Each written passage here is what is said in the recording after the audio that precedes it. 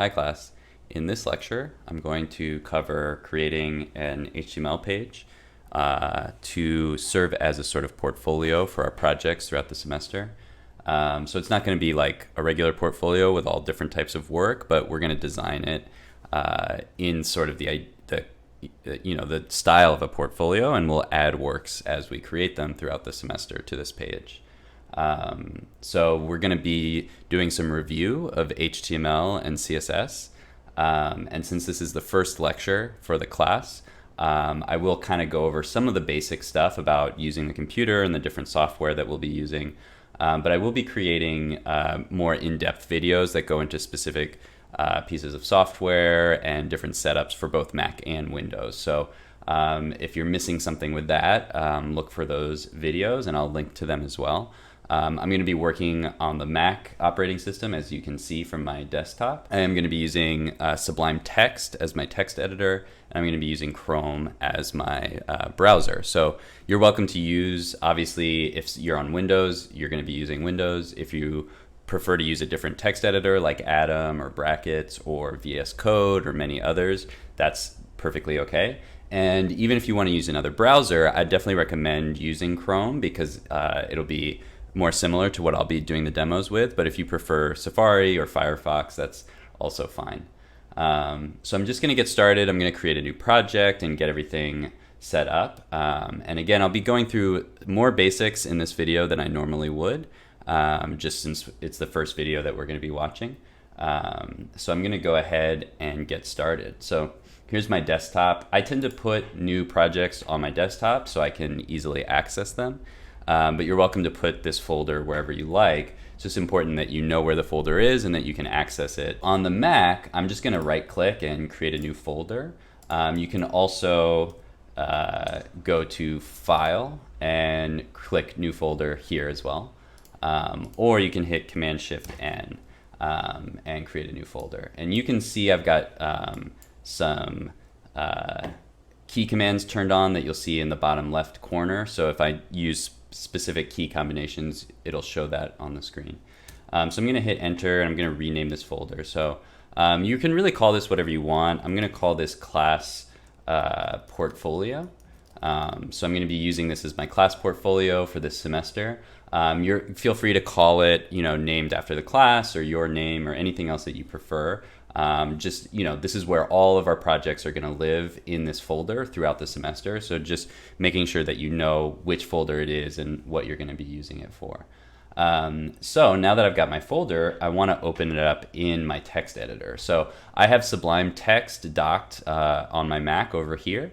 You might have your dock down at the bottom of the screen or somewhere else. So I can open up Sublime Text just by clicking on it and I'll get a new window. I can also go to the spotlight and just type in Sublime Text here and click open. But what we want to do is make sure that we have our folder open. So there's a couple ways to do that. I can drag the folder onto the icon like this, but I can also go to Sublime Text, go to File, go to Open, and then choose the folder. So I'm going to choose Class Portfolio and click Open. So then you will be able to see the class portfolio right here. So that way we know that we are in the right place. So that way we'll be sure that we're editing the right files and that when we create our server a little later, that we'll be creating it in the right place. So another thing I can do to increase the size of this window is just double click on the toolbar right there. So I'm going to increase the window size a bit. And then we can start editing our files. So I'll have another video that goes into more depth on how to set up Sublime Text on your computer. But just to quickly remind you that the text editor is where we actually write the code like the HTML and the CSS. And then we save those files and open the files in the browser where we actually view the result of those edits. I'm going to start creating my web page. So just as a reminder, this is an HTML and CSS review in this video. So I'm going to assume that you have some basic understanding of how HTML and how CSS works. I will link to resources if you want more review or if it's been a while since you've used these languages and you need to brush up a little bit. Don't worry about that. That's absolutely fine. But just so you understand, I am going to be kind of assuming that there's some basics that you know about HTML. So I'm going to go ahead and create my first file. So I'm going to hit Command N and make a new file. This works in Sublime Text. It may work in many of your other text editors as well. And then I'm going to go ahead and save this file right off the bat so that I don't have to, write a bunch of code and then accidentally not save it or something like that. So I'm going to hit Command S to save. And I'm going to go to my class portfolio folder and make sure I'm saving it in the right place. If you don't see this dropdown on the Mac, you might need to click right here. And then I'm going to the desktop and going to my folder.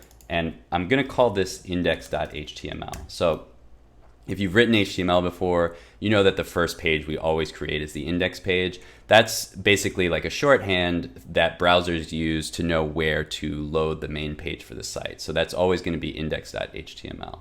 And so I'm going to go ahead and start editing. I'm going to increase my text size a little bit. So I'm going to start with the first HTML tag that we always start with, which is doctype HTML. And that's probably pretty small for a video. So I'm just going to increase that a bit to make sure that it's easier for you guys to see.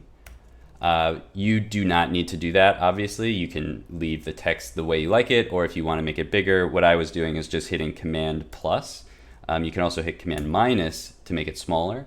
The Command plus looks like Command equals in the key command because it's the same key. So that's my doc type HTML. I'm just basically telling the browser that this is an HTML type document, which makes it so the browser understands how to read it. Next, with HTML, I'm always going to start with my main tag. So remember, with HTML tags, we always start with these angle brackets, and we have the name of the tag inside. So this is HTML, and then we have the closing angle brackets. And that opens this sort of section of the document where we're going to be writing HTML. And then I can close the tag. I can either just type it out, or sometimes you can see that Sublime, as soon as I started to close the tag, Sublime kind of figured out that what I was trying to do. And some of your text editors will do that. They'll kind of write some code for you just to make things a little bit faster. So you may see that happen. If you see this message pop up with Sublime Text, just hit cancel. We don't need to purchase the software at this time. So I have my basic HTML node, and then everything's going to go inside of here. I always have two main parts of my HTML document: the head section, which contains some basic information, and then the body section, which contains the content that we actually see on the page. So I'm going to start with the head section, and then I'm going to create the body section. So again, I'm just kind of creating a new HTML tag and then closing that HTML tag. And you can see that these two tags, the head and the body, are enclosed inside the HTML tag. So that's one thing that you want to be careful, is that once we open this HTML tag and then open the head tag, we need to close this head tag before we close this HTML down here. So that's basically how the structure works, and it creates a hierarchy so that the browser understands where the different information that it will be looking for is in the page. So let's just start with the head section, and I'm going to add a few things in here. But in order to see these changes happen, I'm going to now open up my document in my browser. So I want to see the changes happening in the browser as I'm writing them, just to verify that I'm doing everything correctly up until this point. And so to do this, I'm going to use the Sublime Text Server. This is a plugin that you may or may not already have installed in your Sublime Text. If you do not have it installed, go ahead and look at the video in the description that will explain how to install it. So it's either going to be for Mac or Windows. There's two videos down in the description, so you can take a look at that now and then come back to this point. So moving on with the Sublime Text Server installed, I'm going to go to Tools, go to Sublime Server, and Start Sublime Server. So once the Sublime Server is started, nothing actually happens, but we have to go over to the browser in order to see our local host. So I'm going to click on the Chrome window, and I'm going to go to New Incognito window. You can open up whatever you want, but for me, opening up an incognito window means that there's not going to be any of the other plugins that I use typically with Chrome, so you'll see a closer version to what's on your computer. So I'm going to open up this new Chrome window. And by default, when I start using the Sublime Server, the address I want to go to is localhost colon 8080, and I'll link that in the YouTube description as well. And so when I click here, you can see there's localhost 8080, and we can see we're in the Sublime server, and we can click on the class portfolio page, and that's going to take us to this blank page because we haven't added any content yet. But one thing I want to do before I go back is I want to open up the Chrome inspection tools. So hopefully you've seen this before. If you haven't, it's a good time to try to get used to this because we are going to be using it a lot this semester. So there's a couple ways that I can access this. One is to right click on the browser and click inspect, and that will open up my elements tab over here. If you see this box down here with the Chrome update, you can just X that out. We don't need that. And then you can kind of drag this up and down to see different amounts of these sections. So in the inspector, you see your HTML page up here, and then you see some of the styling rules down here, which we haven't added yet, but we will later on in the video. So another way to open this up is in the Chrome menu, going to View, and going to Developer, and then going to Inspect Elements. And then there's one more way if you want to use a shortcut, which is Command and Option and I, and that will open it up in the browser. So those are all specific to Chrome and the Mac. They may be a little bit different in Windows, and I'll include some instructions for using Windows as well. So we have our developer tools open, and so we can see that even though we haven't really created too much, that the HTML page that we've written in our text editor is the same as the one that we see in Chrome. And so our text editor is where we write the HTML, and then eventually we're going to publish it, and people are going to view it as a website in Chrome or another browser. So let's go back to Sublime Text. I can click on the Sublime Text icon to go back. Another thing that I use a lot, that you'll see me use a lot in these videos, is on the Mac, I can use Command Tab to move in between different applications on my computer. So if I hit Command Tab once, it'll go back to Chrome and then back to Sublime Text. And if I hold it, then I can choose all of these different applications that I have open. Okay, so let's get back to writing some HTML.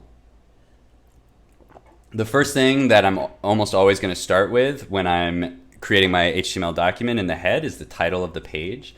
And so I'm going to write the title tag here, and inside I'm going to say my class portfolio. So you can write whatever you want here. You can write my class portfolio, you can use the name of the class, or you can use your name. Whatever you want to put here is fine. What the title does is we don't actually see that on the HTML page, but you'll see when I reload up here, so let's zoom in a bit. When I reload this page, there's where you see the title in the browser bar up there in that tab. But the other thing that the title is useful for is, let's say you were Googling something. So let's say I wanted to Google a cat image, and I'm just going to click on the first website here. You can see that what that title gets used for is the name that you see in the Google results. Okay, so it's actually really important to have that title because otherwise you would just see some URL. And we can actually see that that's true. If I go to this website and then I hit Command Option U to view the source, I can look down here and there it is. There's the title. Okay, so we can see the title matches what we saw on Google, this cat pictures website. Another thing that the title is useful for is accessibility technologies. So they'll know where to look if you have a screen reader or something like that to read what the website is about. So it's important to use the standard HTML elements when creating your document. So let's go back. Another tag that I have to add is the meta character set. I won't go into too much depth here, but this basically is just a tag that every HTML page needs in order to be read and for the browser to know what characters, like alphabetic characters like A, B, C, D, E, F, G, and numbers like 0, 1, 2, 3, 4, etc. It'll load those into memory as it's loading the website, so it won't have any errors. So that's actually all I'm going to add to the head section for now while we're just dealing with HTML. We'll return here in the later half of the video to do some CSS. Hopefully this is all feeling very much like review at this point. We're gonna go into the body section and start adding some actual content. The thing I'm gonna start with here, which is gonna allow me to do some design stuff later, is actually a container. So hopefully you've used a container in the past, but it's basically just an element that we put all of the other elements inside of so that we can do things like set the layout and the width of the page. So I'm gonna use a div for this. You've probably seen a div element before. It stands for division. It just is like a way of dividing an HTML page into separate parts. And then I'm going to use an ID. So you hopefully have seen the ID attribute as well. Basically what the ID says is it's giving this element a name, which is going to allow me to add styles to it later in CSS. So the ID for this section is the container. And then I'm going to close that div down here, and I'm going to put a couple different sections in it. So my page is just going to have two main sections. One is the header section, which will have the name of the site and some navigation. And then it'll have the portfolio section where I'll have links to my project. So I'm going to add a couple more divs now so that I can style that later. So I'm going to have div ID is the header section. Okay, so that's going to be the top part of my page where I'll have the name of the page and some links. And then I'm going to have my portfolio section, which is where my main portfolio content is going to be. And so these are all different IDs, which will allow me to add CSS styles later. One thing I should mention real quick that I forgot to mention before is that you'll see as I'm writing this code that there's some different colors associated with different types of content on the page. And with your text editor, it's probably going to look a little bit different, the colors that you see.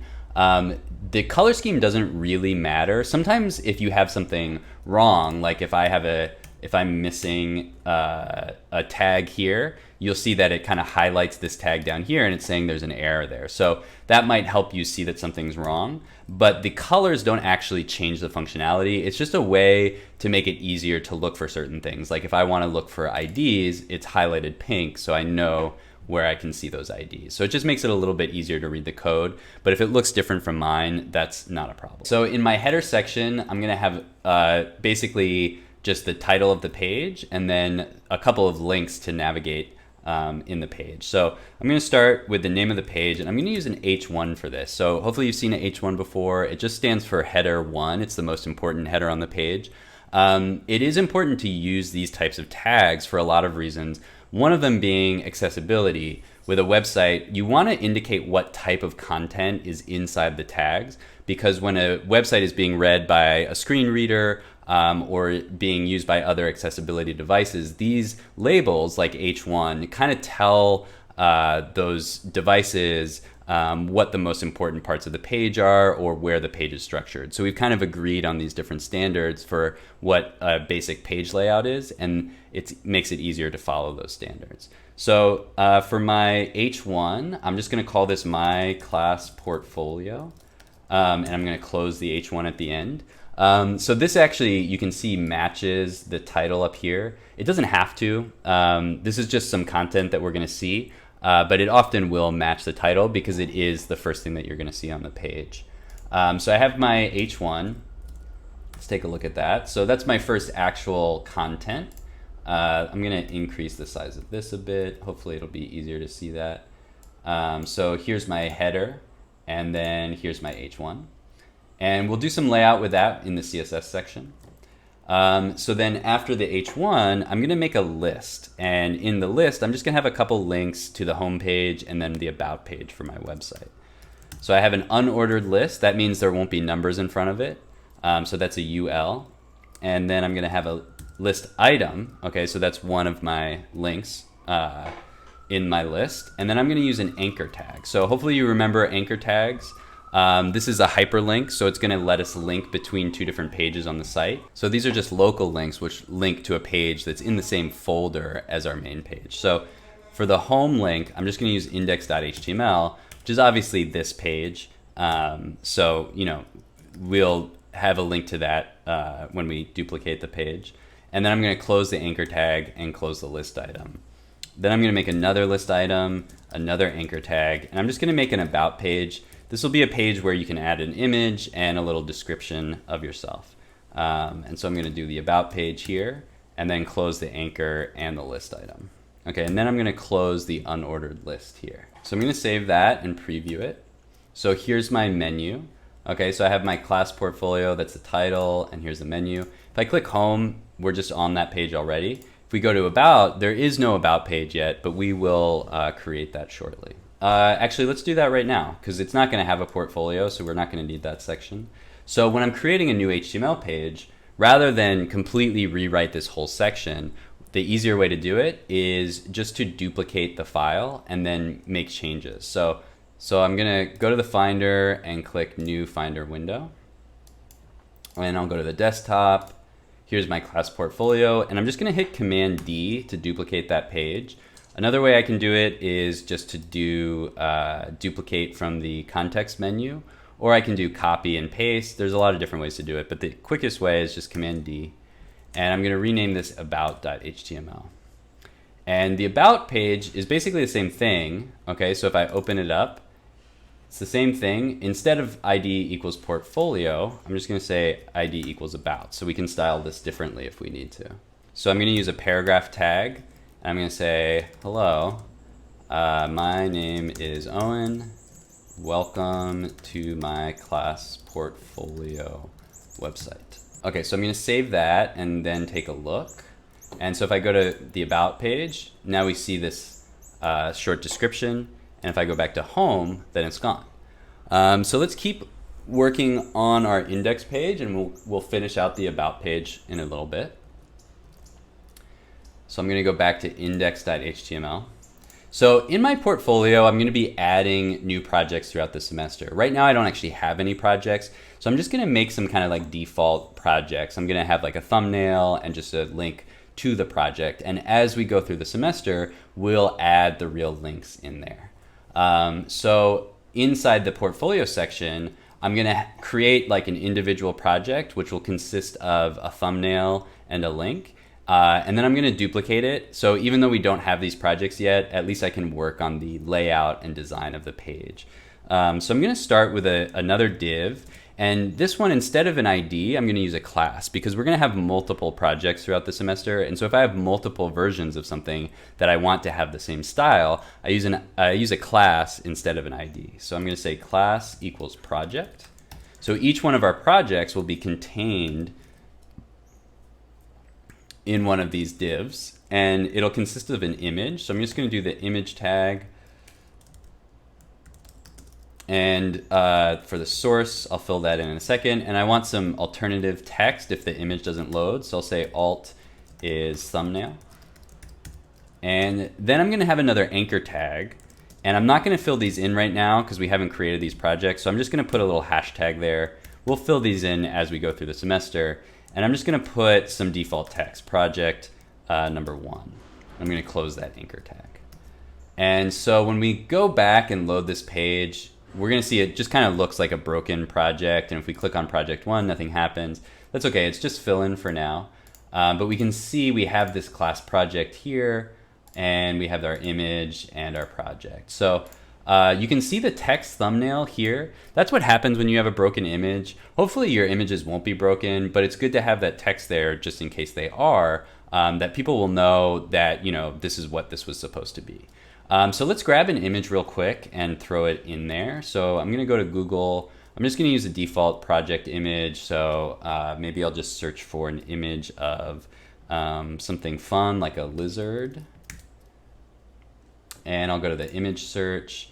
And when I'm adding images, I can use the tools to make sure that I can legally use the image on my site. So if I go to usage rights and click labeled for reuse, that way I know that, you know, the person who uploaded the image intended it to be used by anybody on the internet, so I won't be violating any copyright. So I'm going to click labeled for reuse. And I'm just going to find a nice image picture. So this one's from Wikipedia. That's always a good resource. They have a lot of images on the Wikipedia Commons. So this is a nice image. It has a lot of different sizes. I'm going to go with one that's a little bit on like kind of medium size, 640 pixels, because it is just going to be used as a thumbnail. So I don't need to use it to be big. And it's really just a placeholder for now. I don't really need this long term. So I'm gonna just drag this image onto my desktop. So I'll open up the Finder and close this a bit and then drag this in here. And I'm going to rename this image thumbnail because eventually I'm going to be replacing it and I won't need it anymore. So I'm just going to call that thumbnail.jpg, and then I'm going to fill that into the image source, src. So I'm going to say thumbnail.jpg. And since it's in the same folder, I can just reference the file name. I don't have to put a folder in there. So let's go back. Okay, so there's my image. And so I'm just going to make 3 of those just to kind of create a little bit more content so we can work on a layout, which we'll be doing in our CSS section. So I'm going to copy this whole section and I'm just going to paste it once, paste it twice. And I'll change the project to number 1, number 2, and number 3. And so when I go back to the project, now we have our image and our link. And so we have 3 projects. We'll get to lay this out in the next video. Okay, so the last thing that we have to do here, we're almost done with our HTML. Now I just have to go to the About page and finish this a bit. So one thing that I want on my About page is an image. Again, you can use an image of yourself, or if you want to use an image of something else, feel free. So what I'm going to do is go to the About page, and I'm going to add an image here, and I'm going to actually give the image CSS later, but for now I'm just going to add this image. So let's say this is going to be my portrait, and I'm just going to choose an image. It doesn't actually have to be you, but if you want to use an image of yourself, go for it. So I might just use a portrait of a lizard. So I'm just going to use this other lizard image since I already have this open. And I'll use a medium-sized one again, and I'll drag this onto my page again. So I'm going to call that portrait.jpg. And so then I'm going to fill in the source here, portrait.jpg. Okay, I'll add some CSS to this later.